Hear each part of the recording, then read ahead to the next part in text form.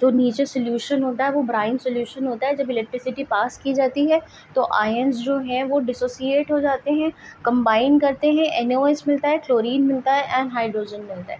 So this process is also known as, it is also known by the name chlor-alkali process. ये जो process है formation of sodium hydroxide, this process is also known by the name chlor-alkali process. Chlor-alkali process. Why chlor-alkali? Chlor-alkali इसलिए बोलते हैं because chlorine is formed and alkaline. NaOH alkali है, it is an alkali. So this process is called as chlor-alkali because of formation of chlorine and an alkaline which is NaOH.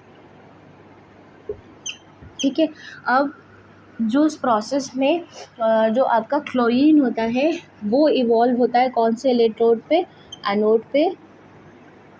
और hydrogen जो है वो evolve होता है cathode पे।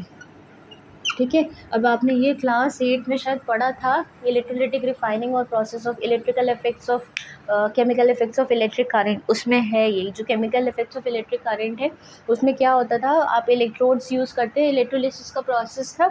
Electrolysis के process में आप 2 इलेक्ट्रोड्स यूज़ करते हैं, one is anode, the other one is cathode.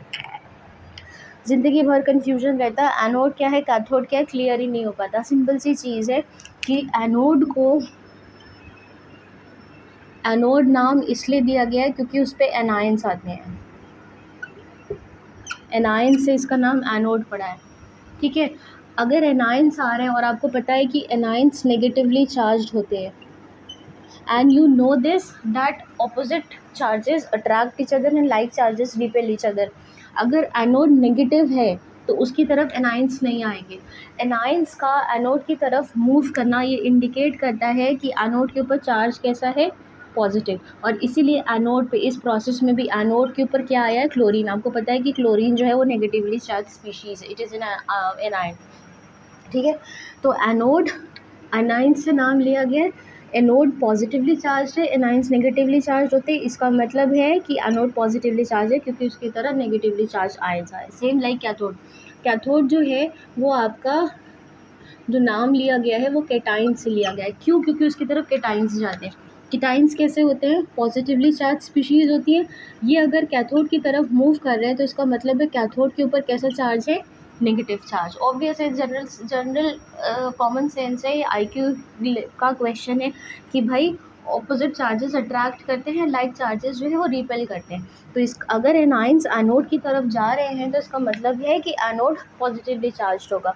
और अगर केटाइंस कैथोड की तरफ जा रहे हैं, क्योंकि केटाइंस पॉजिटिवली चार्ज होते हैं, इसका मतलब है कि जो कैथोड है वो नेगेटिवली चार्ज होगा। ठीक है, so in this process chlorine is liberated at anode और जो हाइड्रोजन होती है that is liberated at cathode and this process is called as chlor-alkali process. ये प्रोसेस आपको बोलते हैं क्लोर-अल्कली प्रोसेस। ठीक है, अब NaOH का यूज़ क्या है, where is caustic soda use. अच्छा, एक चीज़ और है कि क्लोरीन आपको पता है कि कई जगह it is use as a disinfectant, पानी को डिसइंफेक्ट करने के काम आता है।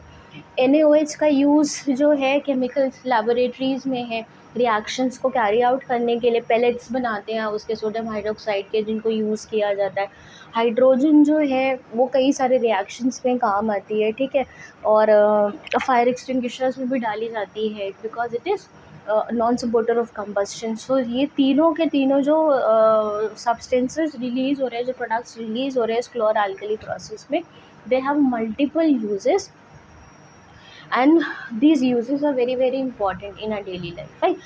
So this is how you obtain caustic soda which is also known by the name sodium hydroxide. अब जो नेक्स्ट सॉल्ट हम पढ़ेंगे वो है आपका ब्लीचिंग पाउडर। ठीक है, ब्लीचिंग पाउडर जो है वो आपको पता है ब्लीचिंग पाउडर का फॉर्मूला क्या होता है, इट इज़ CaOCl2। भाई ये फॉर्मूलेज प्लीज़ याद कर लीजिए क्योंकि ये इनके केमिकल नेम है और कई बार पूछते हैं ब्लीचिंग पाउडर का फॉर्मूला क्या होता है। ये बोल रही हूँ मैं इसलिए because I have given multiple competitive exams, I know what type of questions are asked. मैंने बहुत कॉम्पिटिटिव एग्जाम्स दिए हैं जिनमें जनरल साइंस के क्वेश्चंस आते हैं और उनमें कई बार ऐसे ही क्वेश्चंस होते हैं छोटे छोटे जो हम ध्यान नहीं देते, जैसे ब्राइन सोल्यूशन। बहुत हमने ध्यान नहीं देते हैं ब्राइन क्या होता है और वो पूछ लेते हैं। तो ये छोटी छोटी चीज़ें हैं जो मैं आपको बताती जा रही हूँ, ताकि आप इनको मेमोराइज कर लें, कहीं पे नोट डाउन कर लें, they will be helpful, right. So bleaching powder, ये इसको बोलते हैं CaOCl2, कैल्शियम ऑक्सीक्लोराइड। इसको कैल्शियम ऑक्सीक्लोराइड के नाम से भी जानते हैं, ठीक है। ब्लीचिंग पाउडर ये आपको मिलता है स्लेग लाइम।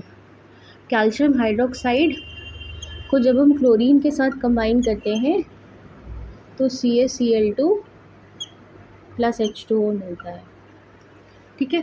तो ये जो आपका बन रहा है ये है आपका bleaching powder, fine. So it is obtained by combination, it is obtained by reacting calcium hydroxide which is slaked lime with chlorine.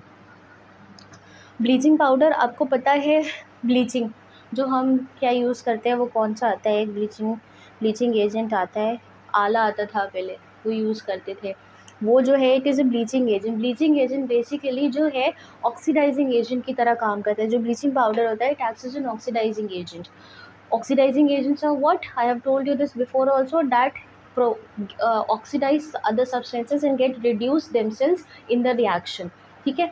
तो कहीं पे आपने देखे होंगे कपड़े कई बार जो है वाइट क्लोथ स्पेशली, उनमें ग्रीस लग जाता है या पीले होने लगते हैं, येलो येलो से स्टेन्स लग जाते हैं, तो उन स्टेन्स को रिमूव करने के लिए bleaching powder is used. Major use इसका जो है वो आपका टेक्सटाइल इंडस्ट्री में है। इसके अलावा it is also used in जो आपकी लॉन्ड्रीज होती है, लॉन्ड्री जो है जहाँ पे कपड़े धुले जाते हैं वहाँ पे ब्लीचिंग पाउडर जो है वो यूज़ होता है, जहाँ पे स्टेन्स लग जाते हैं स्पेशली ऑन वाइट क्लोथ्स, या कई बार जो है सफ़ेद कपड़े पर दूसरे कपड़े का कलर लग जाता है, तो उसको रिमूव करने के लिए आप ब्लीचिंग पाउडर यूज़ करते हैं। It acts by oxidizing other substances and in the process it gets reduce itself. उस ऑक्सीडेशन की वजह से होता क्या है, जो कलर होता है, स्टेन होता है, वो रिमूव हो जाता है। And it has the capability of self oxidation. अगर आप इसे बहुत देर तक एज इट इज़ छोड़ देंगे तो ये ऑटो ऑक्सीडाइज हो जाता है, ऑटो ऑक्सीडेशन अंडरगो कर जाता है, एयर के साथ कंबाइन होकर, ऑक्सीजन के साथ कंबाइन करके ऑटो ऑक्सीडेशन शो करेगा, राइट। सो ब्लीचिंग पाउडर का एक काम तो है, it is used in textile industry, specially in cotton and linen industry, wool industry में भी यूज़ होता है। उन्हीं कपड़ों को साफ़ करने के लिए, उनके ऊपर जो डस्ट डर्ट ग्रीस जमा हो जाती है, जब आप शीप के वूल हेयर्स काटते हैं तो उसके ऊपर जो गंदगी होती है उसको साफ़ करने के लिए जो वूल आप काटते हैं उसको आप ब्लीचिंग पाउडर में डालते हैं, तो ताकि जितनी डस्ट डर्ट है, ग्रीस है या उसके ऊपर कुछ स्टेन लगा है तो वो सारा साफ़ हो जाता है, ठीक है। Apart from that it is also used as a disinfectant. पानी कई बार जब गंदा होता है, लार्ज स्केल पे जब आप वाटर प्रोवाइड करवाते हैं, जो मेन टैंक होता है, जो पावर प्लांट होता है आपके एरिया में, जो भी वाटर प्रोवाइडिंग वो होगा, जो भी उस वो होगा, मतलब सिस्टम होगा या पंप होगा, उसमें जो है आप ब्लीचिंग पाउडर डालते हैं पानी साफ़ करने के लिए, ठीक है। तो पानी जो है अगर उसमें डिसइंफेक्टेंट बैक्टीरिया है, इन्फेक्शंस हैं, माइक्रो ऑर्गेनिजम्स हैं, माइक्रोब्स हैं, तो bleaching powder acts upon them again by the same process as an oxidizing agent, और उनको किल कर देता है, it kills the micro organisms which are present in water. तीसरा यूज़ मैंने आपको बता दिया that it is also use as an oxidizing agent. तो क्या क्या यूजेज हैं, it is used in textile industry,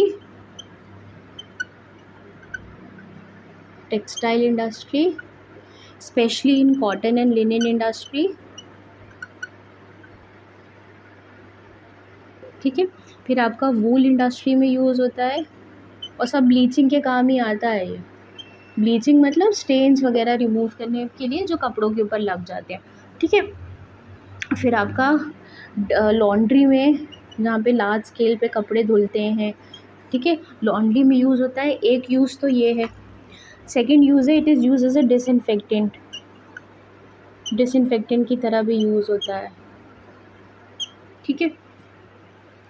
कई बार आपको जब जर्म्स किल करने होते हैं फ्लोर पे, आपको सब साफ़ सफाई करनी है, तो आप फ्लोर पे ब्लीचिंग पाउडर डाल के साफ़ कर सकते हैं, तो it helps in killing any kind of germs, microbes if they are present on the floor, ठीक। It acts as a disinfectant and third it acts as an oxidizing agent, तो जहाँ पे भी ऑक्सीडेशन का काम है, जहाँ ऑक्सीडेशन रिक्वायर्ड है, वहाँ पे bleaching powder is used as an oxidizing agent, ठीक है। So these are the uses of bleaching powder, right, and this is how caustic soda is formed. ये कॉस्टिक सोडा का प्रोडक्शन है, फाइन। ऑन इन लैबोरेटरीज या large scale पे industries में जो preparation है वो ये है, ठीक। This process is called as chlor-alkali process, right. तो 2 सॉल्ट्स आपके, 3 सॉल्ट्स और मेजर रह जाते हैं। एक है वॉशिंग सोडा, एक आपका बेकिंग सोडा, जो अच्छा, और बेकिंग सोडा और बेकिंग पाउडर में फ़र्क है। आप लाइफ लॉन्ग यही सोचते रहते हैं कि बेकिंग सोडा और बेकिंग पाउडर एक ही चीज़ है। कॉम्पोजिशन सेम है, दोनों होते सोडियम हाइड्रोजन कार्बोनेट के ही हैं, लेकिन baking powder is prepared from baking soda, और बेकिंग सोडा आपका प्रिपेयर होता है आपका सोडियम क्लोराइड से, ठीक है। तो baking powder and baking soda are not same. ये मैं जब वीडियो अपलोड करूँगी उसमें मैं आपको क्लियर एक्सप्लेनेशन दूंगी। And this is often asked, confuse करने के लिए पूछ लेते that are baking soda and baking powder the same thing? No, they are not. Baking soda is prepared from sodium chloride and baking powder is prepared from baking soda. उसमें कुछ small amount पे edible acids होते हैं, जैसे tartaric acid जो आपकी इमली में भी मिलता है, टैमरिंड जो होती है उसमें टार्टरिक एसिड मिलता है, ठीक है। तो ये बाकी जो सॉल्ट्स है वो फिर मैं आपको एक वीडियो अपलोड करूँगी जल्दी, तो फिर उसमें जो है डिटेल में एक्सप्लेन करूँगी, ठीक है। Okay fine, thanks for watching class.